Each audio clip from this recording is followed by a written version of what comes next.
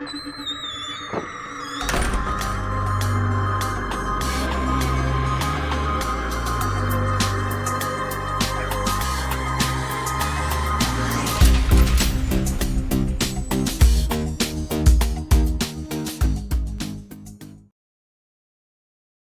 only we had used contraception. This thought flashed through Nele's mind as she stood at the sink in the kitchen and watched Leonard playing in the driveway. But unlike in previous years, when the thought had occurred to her, she no longer condemned herself for it. She couldn't do it anymore. She was just tired, exhausted, and way past her mental and physical limits, and had been for quite a while. Basically, since Leonard was born. She'd had a lot going on before that and was often exhausted from the strain of being a mother, but Leonard had taken her last nerve. The funniest thing about the whole story was clearly that she never wanted to be a mother. When she was still a child herself and always had to look after her little siblings, she had already decided that she didn't want to have any of her own. Children were exhausting, annoying, and always wanted something. Play with me! Feed me! And what she found worst of all, I have to go to the toilet.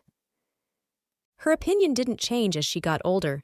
In fact, her conviction was reinforced when she saw her friends perishing from their little miracles. No, such a miracle in diapers would not come into her house. At least that's what she thought, but then it happened. One moment of carelessness, and then it was already too late. She tried to convince herself that it wasn't so bad after all. So many other women had managed it before her, so she would probably manage too. And somehow, having children was part of it. Wasn't it? In the end, Nele bowed to her fate, said yes to the man who had made her pregnant, and then had a total of 3 miracles herself, none of which she actually wanted. Of course, you started to love your children as soon as they arrived. Hormones brought that with them, but that didn't mean you were happy with them. You fell into a monotony in which everything revolved around the needs of others, as if you no longer existed as an independent person. But Nele had somehow managed it without going crazy. Simon and Rose were really cute children. Even she had to admit that. Even if she often locked herself in the bathroom and cried because she just couldn't take it anymore. They were cute, that was true, but they outnumbered her, and her husband Marwan kept well out of these women's things. Despite everything, she somehow managed. They were something of a happy little family, until Leonard announced his arrival. From then on, everything went downhill, and at a speed that no one would have thought possible. Even the pregnancy was pure hell. Day in, day out, Nele puked her heart out and felt sick as a dog. And although she felt that none of the food she ate remained inside her, she began to put on weight like a fattening pig. Nele had already put on the usual pregnancy kilos with Simon and Rose, but it was nothing that she couldn't get under control again. But with her 3rd pregnancy, her body seemed to want to make up for everything she had missed, and every fat cell in her body literally exploded. She grew to the size of a brewery horse. Not a nice comparison, but Nele once heard her husband say that to someone on the phone. And even though she cried herself to sleep that night, she knew that Marwan was right. Her butt was now that of a carriage horse. As if that alone wasn't enough, she now had lots of lovely stretch marks. Everywhere. Her legs, stomach, and even her arms looked like the New York subway network.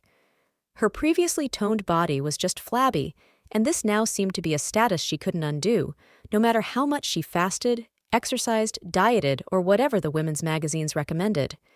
Nothing helped and probably wouldn't. It was beyond frustrating. But even if she could have come to terms with the fact that she was now living out her existence as human jello, there was still Leonard. This uncontrollable, constantly screaming, never-loving child. No, he wasn't just unlovable. He was the purest spawn of evil. At least that's how Nele felt. He bit her nipples when she was breastfeeding him. He screamed day and night, and nothing, absolutely nothing, helped to calm him down.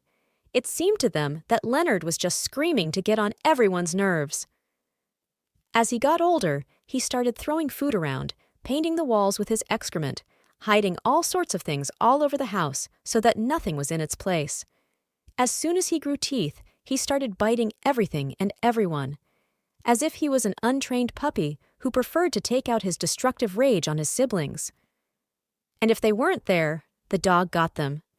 Even the vet started to feel sorry for Nele when she told him what was happening at home, until she finally stopped going because she could no longer bear his pitiful stare.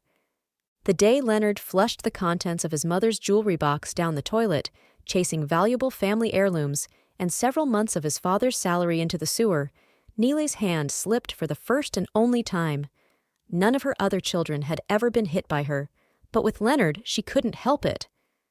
The moment her hand landed with a loud smack on her son's face, she felt a surge of satisfaction and happiness that she was instantly ashamed of. But Leonard didn't start crying. Instead, he just grinned at her as if to say, "Go on, hit me again." That was also the day that Nele began to be afraid of her child. It was an irrational feeling. She was aware of that, but she couldn't help it. Something was wrong with the boy. She would even go further and claim that the devil lived in the brat. No one liked Leonard. Simon and Rose didn't want to play with him, and Marwan often stayed late at the office and only came home when Leonard was already in bed. On his weekends off, he also tried to spend as little time as possible with his family, which eventually ended their marriage. Marwan said they had grown apart. That may be true, but Nele knew that Marwan had left because he could no longer stand Leonard either. He, who had wanted every single one of the children, had pulled out of responsibility and left her alone with the brats, and with her fat ass. At least he was still paying for the house, so she didn't have to worry about that, but she would rather live under a bridge than have to deal with 3 children, none of whom she wanted. She could have put up with Rose and Simon, but she simply couldn't stand Leonard any longer. She often wondered whether she could drop the children off at Marwan's and just disappear. Just get in the car and never come back. But where would she go? She had never learned anything, and she could hardly find a new husband if she looked like a dustbin come to life. She sighed, long and agonized. Her arm ached. This morning, Leonard had crept into her bedroom while she was still asleep and bitten her so hard that it wouldn't stop bleeding. Would she have to lock herself in at night now? But what about Rose and Simon and the dog? They could hardly all lock themselves in together so that they were safe from the little monster that had destroyed all their lives. "Mama!" Leonard suddenly shrieked, and Nele flinched. Leonard had lost the ball, and it was slowly rolling down the driveway. The boy looked angrily at his mother, as if she could do anything about it. He seemed to expect Nele to come out now and get the ball back. But she wouldn't go out. She wouldn't do anything more for this child. Only 14 more years. Then he would be of age and no longer her problem. Maybe she could get him out of the house sooner. Stomping stubbornly, Leonard finally turned around and set off on small, greasy legs to get his ball back. 14 years, Nele thought. Then she heard the bright red sports car with screeching tires turn around the bend into the street. Nele saw it coming. Saw that it made no effort to slow down. Play street or not. Leonard continued to trot after his ball, heading straight for the road. Nele saw this too, but she didn't move.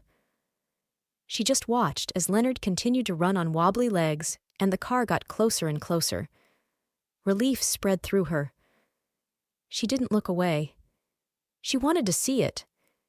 No, she had to see it. A smile spread across her lips.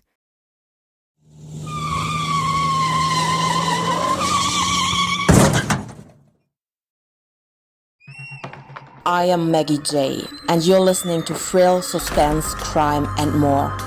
If you like what you hear, subscribe to my channel for a new story every week.